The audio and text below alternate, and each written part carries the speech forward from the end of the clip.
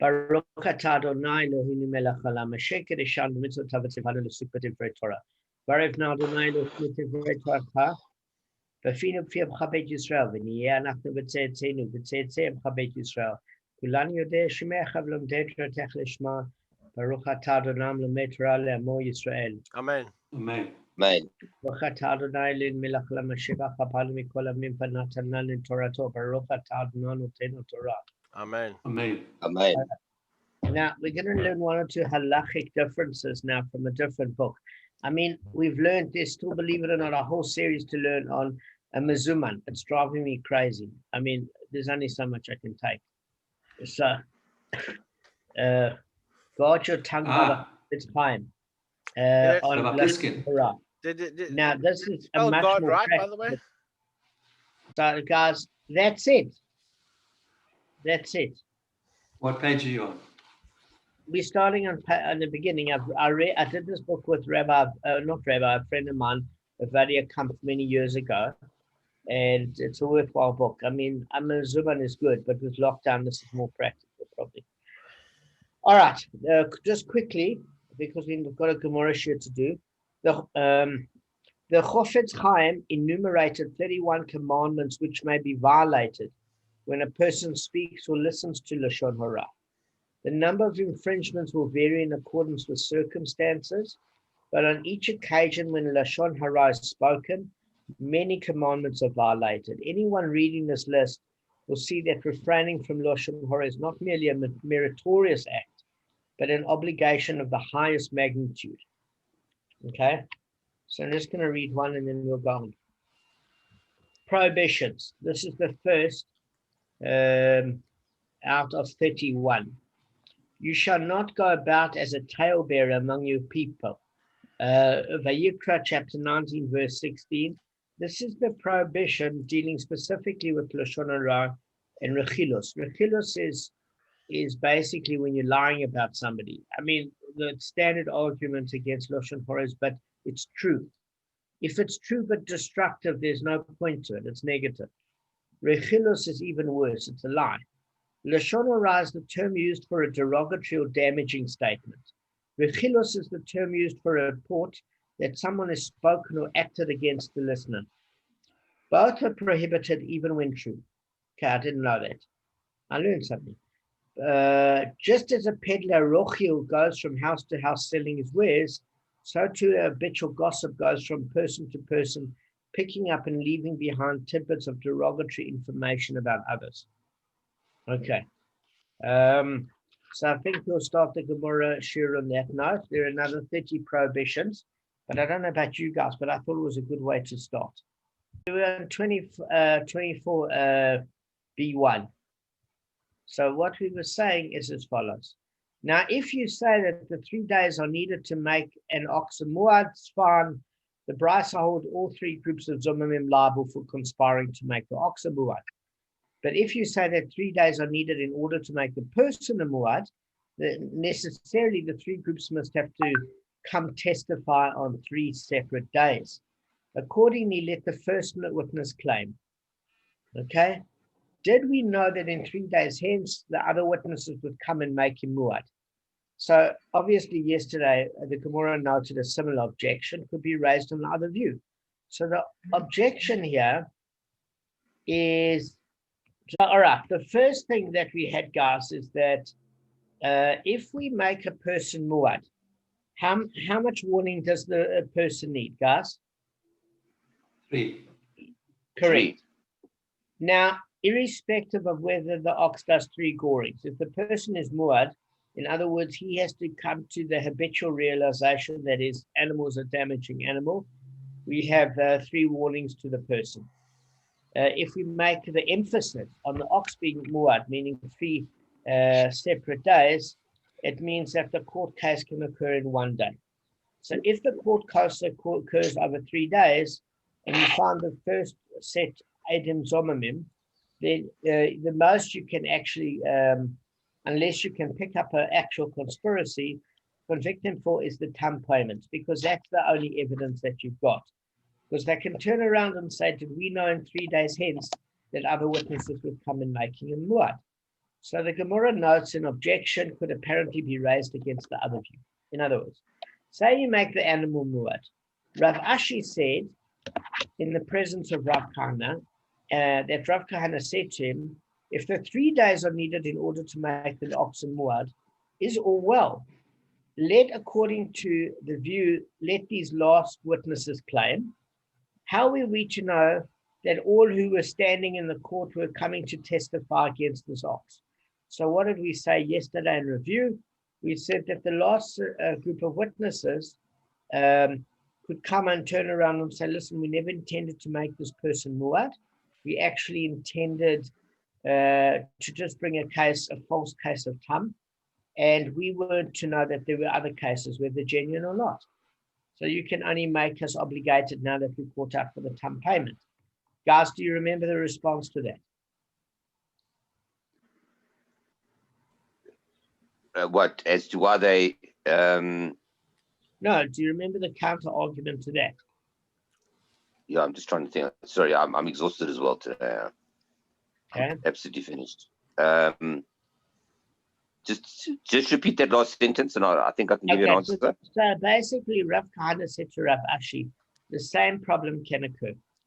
What problem can occur is that even if you want to say that the emphasis is on the person, is on the ox being muad, in other words, 3 separate events, then primarily you still have a problem when they all appear in court on the same day, and you found out that the third group of witnesses are Eidim Zomamim, and you then make them wanting to be payable for the muad payment, and they turn around to you and say, listen, we never knew there were another 2 cases, and therefore you can't make us as a third group muad, because we only intended a half payment damage to be done to the witness themselves.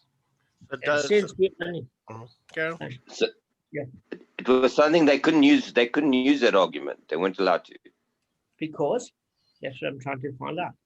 Because they're all responsible for the thing, so they'll split the muad 3 ways. Correct, but why? Can I say it? Yes, please.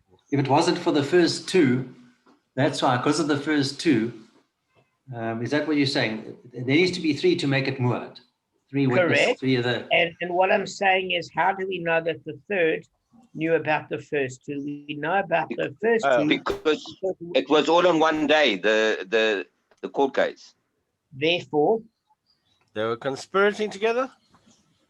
Therefore, when you go to a court case, in the jury, what do you call it? You've got the jury, you've got the witnesses in the court docket. You actually can sit there, like if you see these cases on Judge Judy, and before your case comes up, you're allowed to be in the court to hear other cases. Okay. Whether you're in the legal profession or just a journalist, etc., unless it's a highly sensitive trial. And what this means is, as the third group, even if you only intended for a tam payment, the fact that you saw another 2 groups, whether they were genuine or conspiratory in nature, because if they were genuine, the third group would have to pay the full muad payment on their own.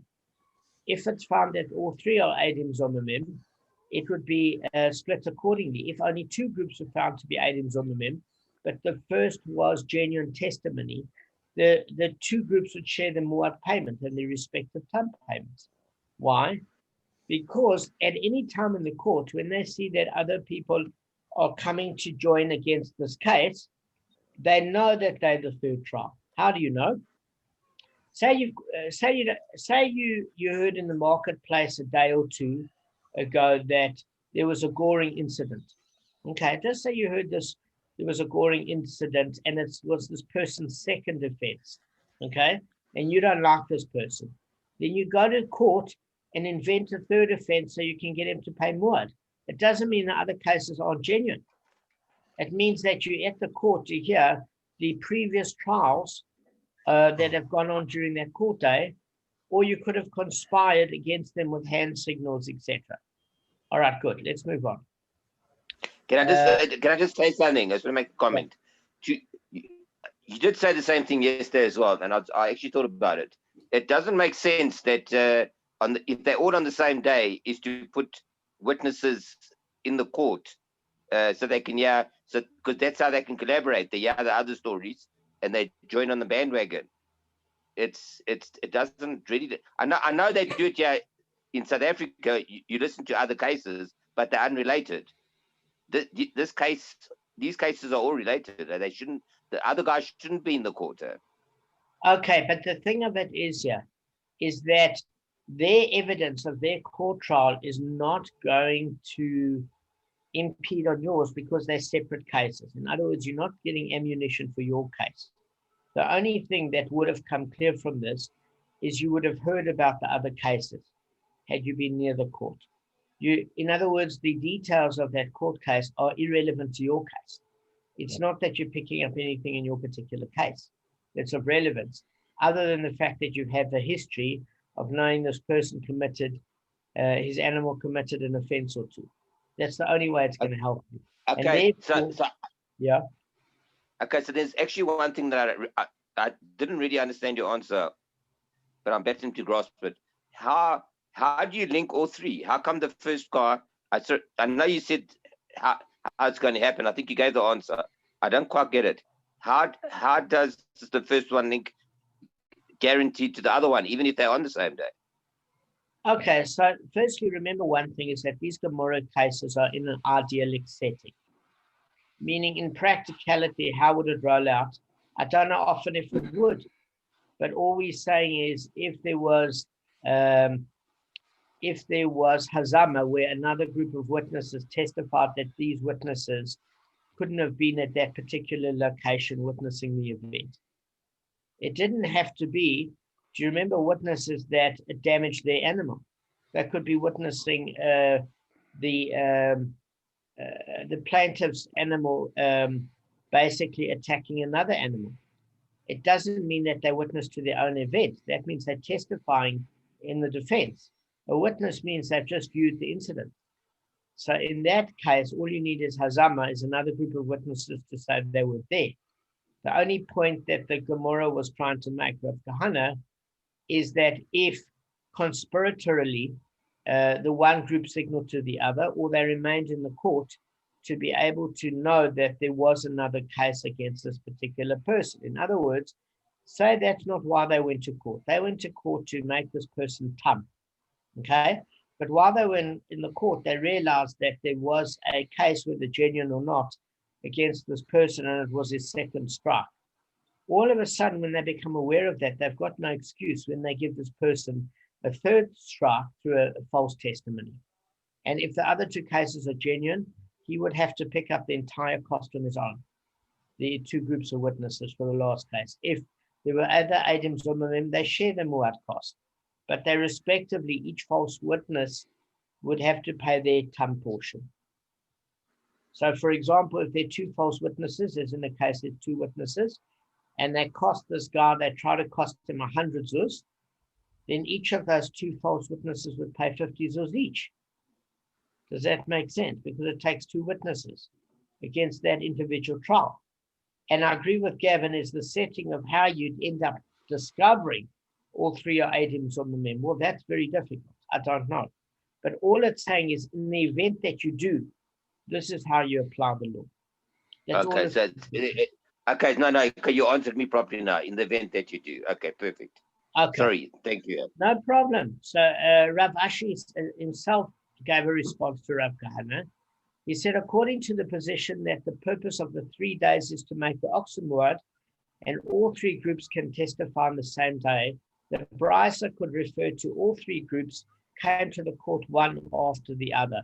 So that's Rav Ashi's response to Rav Kahana, meaning if they all come one after the other on the same day, whether they not the intention was genuine or not, they would find out about the other cases. Rav Kahana's view was slightly different. He said that they conspiratorially signaled to the third group to testify, meaning they were caught out because even if they appeared not to appear at court in the same time, specifically for Gavin's reason, that it would look too suspicious. But by the time the second group came to the third group and they walked past and they gave each other like a bit of a look, they'd say, hang on, something's fishy going on here. Or they might have been seen in a coffee house a week before, just three separate groups of witnesses having to have this very odd coffee date together, you know?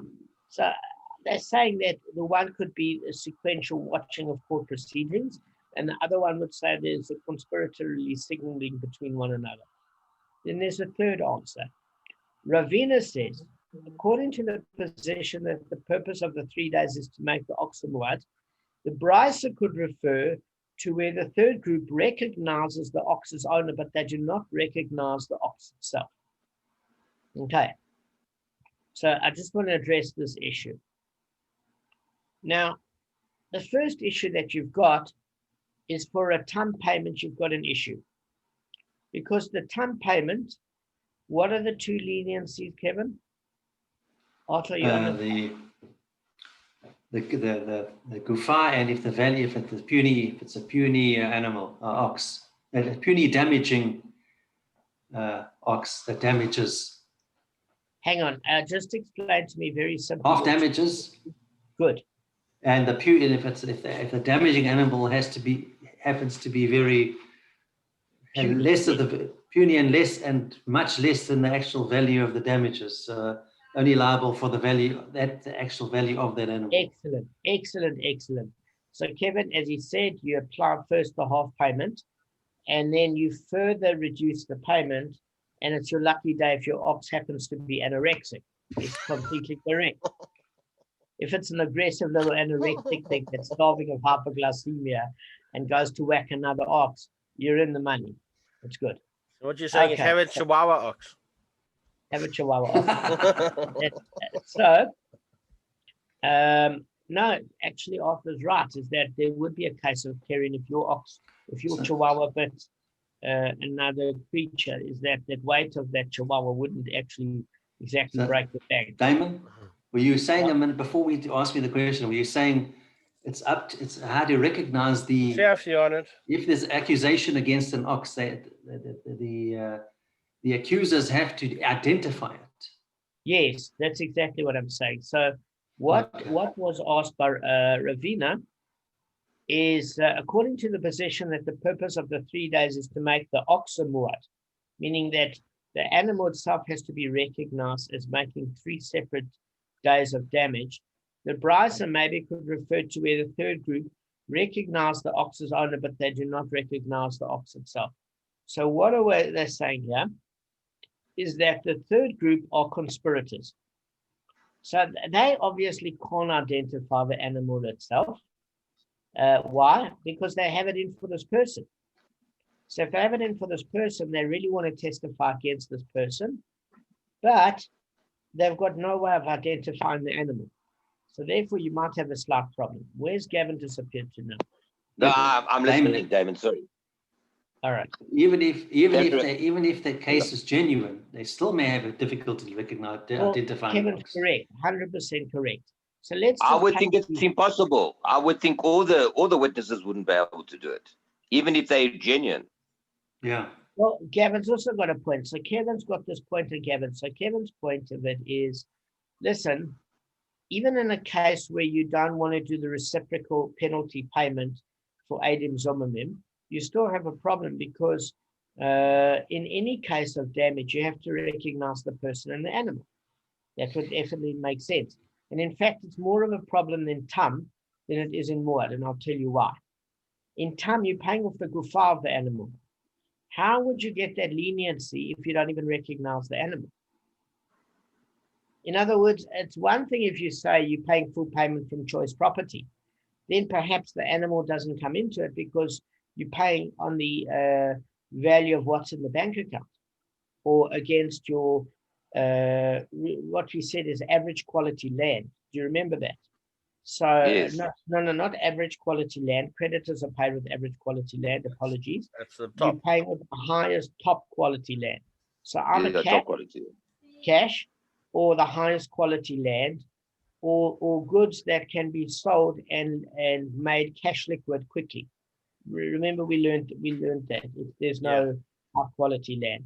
But the problem is that there you pay full payment from cash reserves or the highest quality of land. A problem is if you're paying in these two leniencies, as Kevin said, the one leniency is half payment, but then you're paying on the gufa of the animal.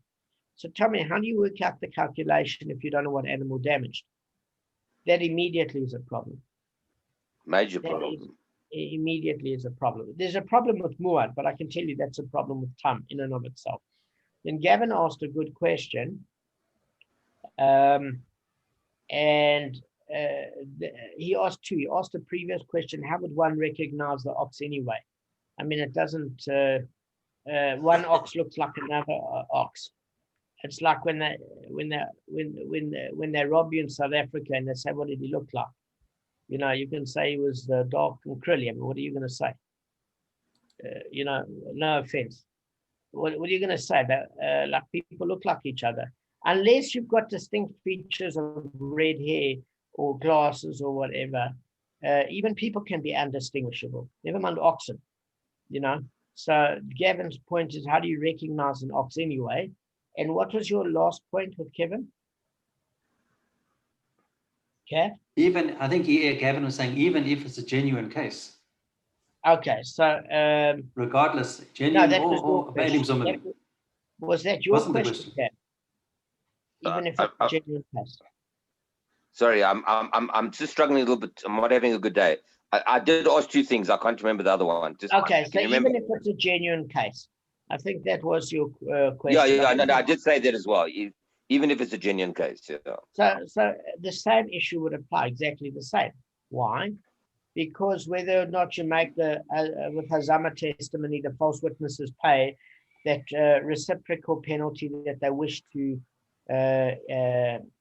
make that victim pay in the court case that wasn't really guilty, or it was a genuine case where you can't identify the animal. You have a problem in both cases, exactly both cases. So fine, we've got 13 minutes to resolve this, then we're done with that section. All right, so just a couple of things I want you guys to note. All right, so it says even here, you can't claim that they intended only for the owner to be liable to the half damages of tam for that third incident. For the half damages of tam are payable only from the animal itself. And since they do not recognize which animal did the damage, the owner would not have to pay the half damage altogether. Why then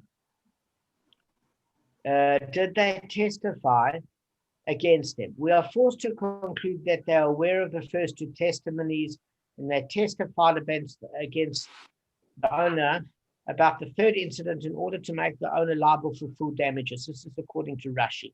So Rashi is saying is right. This is how you know that they're conspiring, is that you would need to identify the animal, it would seem, in the first two cases of tam, because you've got the leniency and the gufa of the animal. And this third case knew that the two cases were out of the way. So he did an Adam Zimmerman case because he knew that the person would have to pay from choice property, and therefore you wouldn't, it would seem, you wouldn't have to identify the animal. That's one opinion of Rashi. Now remember that Rashi can hold two different opinions, because Rashi, what he does is explains the opinions clearly. It doesn't mean Rashi holds that opinion. It means he explains the opinions of Ravina. Does that make a distinction? Because sometimes when you're learning Gemara, you can say, but how come Rashi is having two different opinions? He's not. He's explaining two different opinions. Okay. That's the genius of Rashi. So what we're saying is, okay, maybe you could get away with it because the muad payment, you don't have to say, well, which accusing animal is it? Because you're not paying for the leniency of the body of that animal. But it still doesn't fly, according to most testimonies. Why? Because if they didn't recognize the ox, then how is muad established altogether? So the Gemara wants to propose a couple of things. It might be that the first two groups identified the same ox as the perpetrator of the first two attacks, but that ox has rejoined the herd and now cannot be identified. Okay. So in other words, if you want to make the ox, either way you got a problem, and I'm sure Rashi will go into this, is that if an ox is muad, that ox now is established from being tamed to wild and uncontrollable. You would have to identify the animal, even if you're not paying with the leniency of the body of the animal. Am I right? Because then why would the animal become wild? Why would the owner have to take special care of it? So unless you can identify the animal itself, you've got a problem. Because it's the basis, especially if you want to say that the ox is muad. Even if the person's muad, it doesn't take away from the fact that the ox is muad. Remember, a person being muad means that the person only has to acclimatize to the news on 3 separate days in order to be more vigilant for that damaging ox. But it's that particular ox that has damaged multiple times. So therefore, if you can't identify in the third case what that ox is, even if you're not paying from the leniency of the body of the animal, it's not going to work. So we're saying, what is the first case proposed by the Gemara? Is that maybe that ox joined a greater herd. Okay, the whole herd. So now it becomes unidentified from the rest of the herd. Okay. The legal presumption is that the very same goring ox committed the first 2 attacks has committed the third, and now the owner is liable to full damages of muad. But since the group can't identify the ox, we must conclude that they intended to make the owner liable to full damages of muad, not the half damages of tam. So as Tosfos points out, we must also say that one of the oxen in the herd has been lost or died, for example.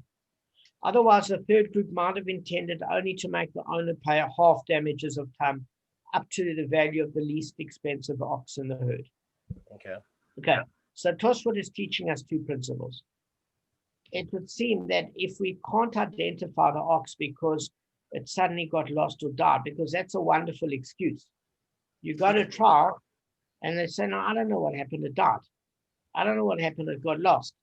So according to Tosfot, it would seem that he's saying that you look at all the oxen in the herd, and you take the least expensive ox, okay, and you would pay on that basis. But that doesn't make sense for one reason. I'm missing something here. Why doesn't it make sense? Because if you want to use that leniency of using the least expensive ox, what difference does it make if you're paying from choice property because you're paying on what it attacked, not whom it is attacking? I understand taking the least expensive ox for a tam case, Kevin?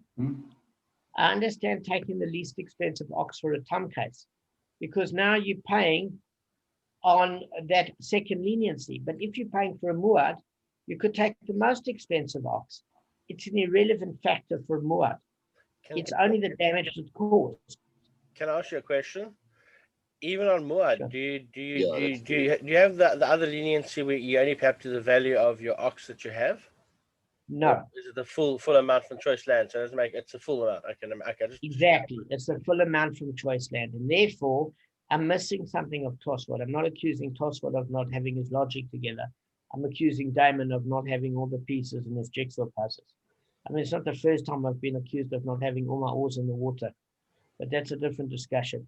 So what we're saying here is, I'm sure Tosfot now, even though he's saying that the muad, the third group, is liable, because they were brought to be false witnesses. When he mentions about the least expensive animal in the herd, if the owner's saying it got lost or died, I'm sure he's meaning in respect of the tam cases. Okay. Because otherwise, the relevance of the least expensive ox in the herd has no impact.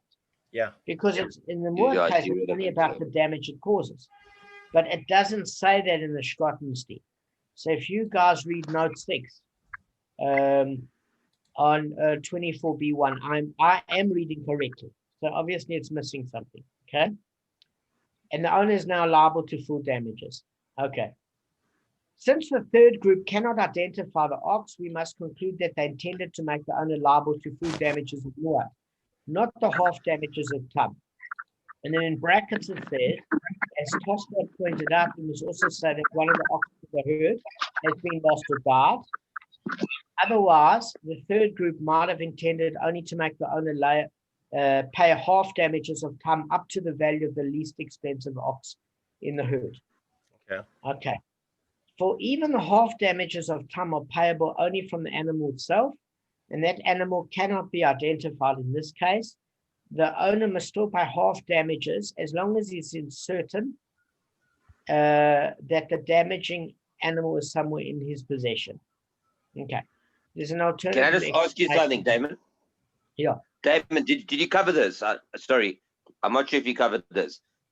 If all three witnesses cannot, if in all three cases, no one can identify that ox. There's nothing to talk about. There's nothing to talk about. And in fact, in this third case, there are two opinions. The one opinion is you've got nothing to talk about. You would actually why? Because if you want to make an animal muad and you say this is a habitual criminal, whether it's a person or animal, you'd have to identify what animal you're talking about. That's the one opinion. Yeah. Because how can you say this is the ox that's got a habit of being aggressive when you can't even identify that animal? Pure logic. No, I'm going according to, I agree. I'm going according to the last opinion. I think it was Tosfot who said that. Okay, I'm going according to him. It seems to be a problem. Sorry, with the other guys, I understand, but with him, it's a problem. Okay, so from what we see on your last point, if we're going according to that other opinion, we're saying for the muad, I think it was saying in general Tosfot would choose the least expensive ox because then you've got that tam leniency. But I'd have to look at that Tosfot and ask Rabbi Khan further. However, what I can say is that first two cases of tam, they had to have identified the ox because they couldn't get the leniency. In other words, if you're making a false case against somebody, you would accuse the most heaviest ox of attacking your ox. Why? Because you don't want them to get that second leniency. Am I right? Yeah. Say you really had it in for the guy. You don't want the Chihuahua to do the attacking. What are you going to pay? The equivalent of Chinese food takeaway and a spring roll. And then sell the Chihuahua to the Chinese shop for the deposit to eat. So I can tell you something. If you want to really cause damage and false testimony, you would say the most gesund, healthy, heavy cow, bull, attacked your cow. So then you'd have to identify the animal. Does that make sense? So in the first two cases of tam, you for sure have to identify the animal, and they'd have to be exactly the same animal. Why? If they're two different animals in the first two cases, they're two separate tams. They'd each need a second strike. Okay, makes sense. Do you get what I'm saying, Gav?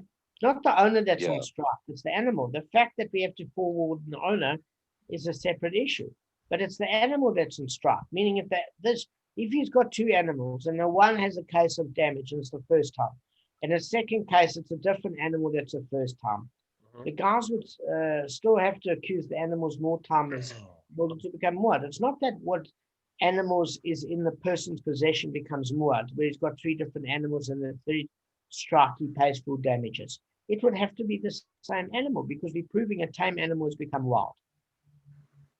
Does that make sense? More than a negligent. Yeah. Fine. So it's true that according to the view, the owner pays full damages for the third incident, even if he hasn't previously been appraised of his animal's behavior.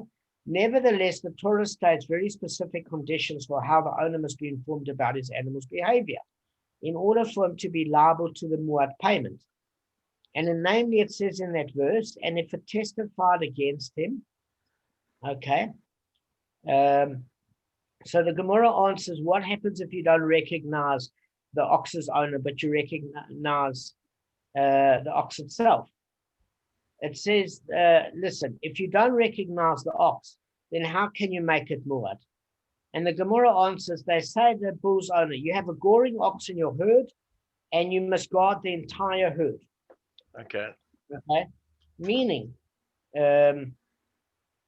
he has an obligation, according to short Exodus chapter 21, verse 29, that if he doesn't guard it, he has to be, before he guards it, he has to be appraised of the animal's actions. Now he's got to be more vigilant about future attacks. Apparently here, it said that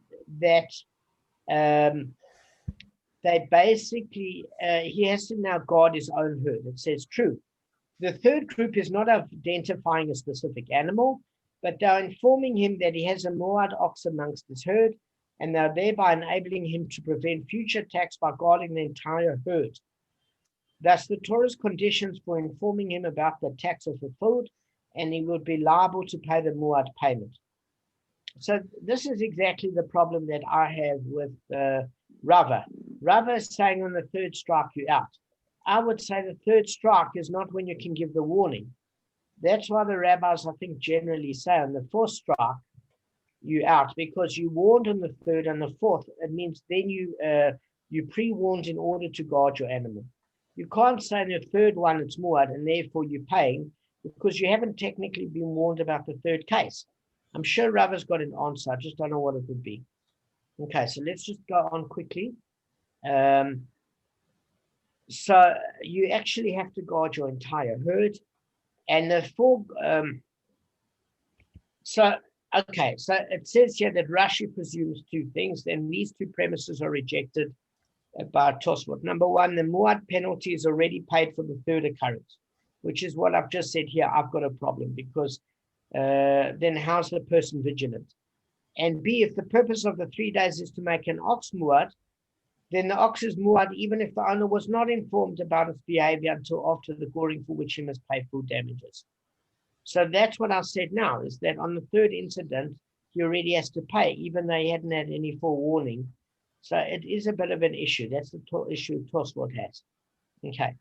So look, we've got a response that the Gemara says generally that even on the third case, if they can't identify the animal, you have an obligation to watch your herd, especially if in the first two cases that were genuine or not, it identified the same ox. Okay. And you would have, and the Adim Zomim, if you were caught out, would have to pay full payment on the third event, because he was aware that the first two events was for the same ox. So therefore, he's trying to do what you call a strikeout, to make the victim pay as much as he can. All right, guys, we're going to end on this note. Kev.